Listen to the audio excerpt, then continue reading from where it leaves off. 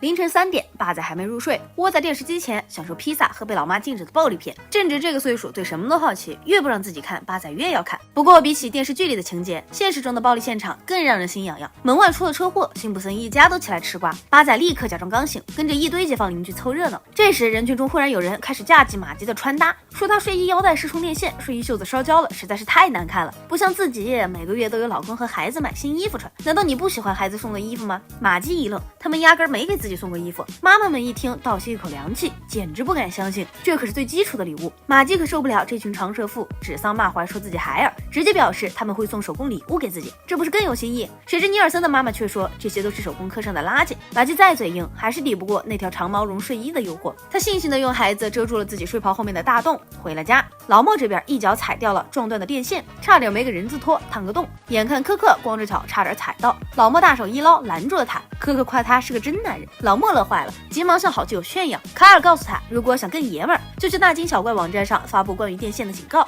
这是一款提醒邻居当地危险的应用。老莫下号以后直接发帖提醒大家，电线危险等级1000%，证明立刻做鸟兽散。漫画男跑来告诉老莫，这款软件名字最大的是排名靠前的警报员，要想成为前排大佬，就得学会散播恐惧。老莫这颗争强好胜的心，一听就发誓自己一定要成为大佬。第二天，丽莎就找到了八仔，昨晚的花台历历在目，所以希望哥哥和自己商量一下，准备母亲的生日礼物。八仔却不以为然，还像以前一样整了个贺卡就完事儿。丽莎让他想想那些刻薄女人对妈妈的评价，俩孩子一拍即合，打算去邻居内德家赚点钱。本想着帮忙清理草坪的，结果这家伙非常积极，已经弄完了。八仔最懂怎么拿捏内德了，委屈巴巴带着妹妹往回走。内德果然叫住了他们，让他们去把街道上那2片树叶清理掉，这样自己会给他们44美元。就这样，孩子们拿着辛苦赚来的钱来到了春天百货，他们看上了最新款式的法兰绒睡袍，正准备去结账时，间谍玩具吸引了俩孩子的注意力。要是有了这个，八仔就能录下尼尔森的哭声，威胁他还钱了。要是有了这个，丽莎就能偷听酷女孩会议，抢先一步跟上新潮流了。好巧不巧，这个玩具的价格和睡袍一样。八仔觉得妈妈也不是那么需要礼物，而这个东西会给他们2人带来快乐。丽莎觉得他们的确可以不给妈妈买礼物，但是也不能什么都不送吧。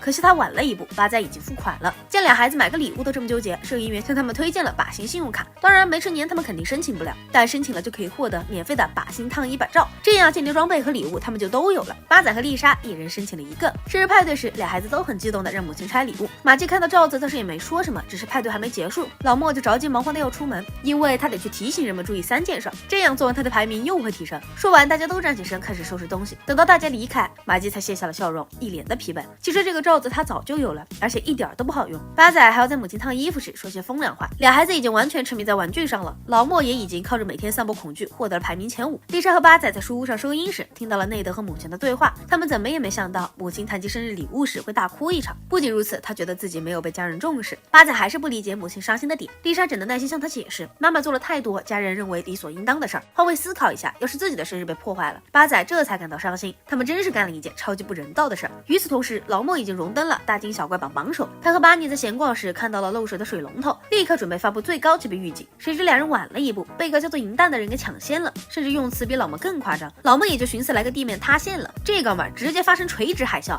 老莫被一脚踹下了神坛。很快老莫就知道银蛋是谁了，西莫的老妈阿格尼斯。2人一见面就开始互相掐架，无声的硝烟弥漫在春田镇。看来之后一段时间镇民们别想好过了。总之咱们先看孩子这边，丽莎觉得他们应该先把知道的关于妈妈的事列出来，结果说来说去全是妈妈身为妈妈不得已才做的事儿。身为孩子本该事无巨细的了解关于生母的事儿，大家却总是忘记百字孝为先，理所应当的去接受母亲的付出，忘记母亲怀胎10月付出的已经够多了。丽莎眼睛一瞥，忽然看到了间谍套餐，立刻提议利用里面的工具去撬开母亲的秘密盒子。八仔没想到这样的主意是妹妹先提出来的，不过很欢迎她来到这个黑暗世界。虽然是玩具，但他们很快就撬开了母亲的宝箱，里面还有马吉的出生证明。俩孩子这才发现，他们甚至不知道母亲的全名是什么。往下翻旧照片里有一张母亲和鹦鹉的合照，那只鹦鹉叫做皮特，和小马吉形影不离。作为同样养了宠物的俩孩子来说，简直太能感同身受了。继续往下翻，他们看到了被父母强行送走的皮特。丽莎忽然复制心理，鹦鹉大概能活80年，要是能让皮特和母亲重逢，肯定是最棒的礼物。丽莎拿起起间谍放大镜，在车身上找到了寻找皮特的线索——北汤斯堡的阿特气球场。路途虽远，孩子们还是出发了。3小时后，他们终于到达了目的地。这地方说不出的让人不爽，因为处处都是卖酒喝大麻的地方。好在气球场离车站很近，转头就找到了。2个愣头青模仿着间谍的模样和工作人员搭话，大胡子一下就认出了那是克里斯塔的鸟。克里斯塔在街角开了一家工艺品，问出目标后，孩子们继续出发。克里斯塔非常喜欢皮特，因为他是一只很聪明的鹦鹉，可以模仿任何东西。但很可惜，他忘记关笼子，让皮特给飞走了。听说皮特加入了一群野生的鹦鹉中，丽莎有些难过，看来白跑一趟了。他们委屈地走到了车站，本以为会空手而归，却在抬头时看到了皮特。八仔灵机一动，用录音笔放了母亲的话。皮特听到熟悉的声音，立刻飞了下来。孩子们将箱子一关，皮特就被抓住了。老莫慌了，因为小镇太和平了，自己找不到大惊小怪的地方，憋了半天，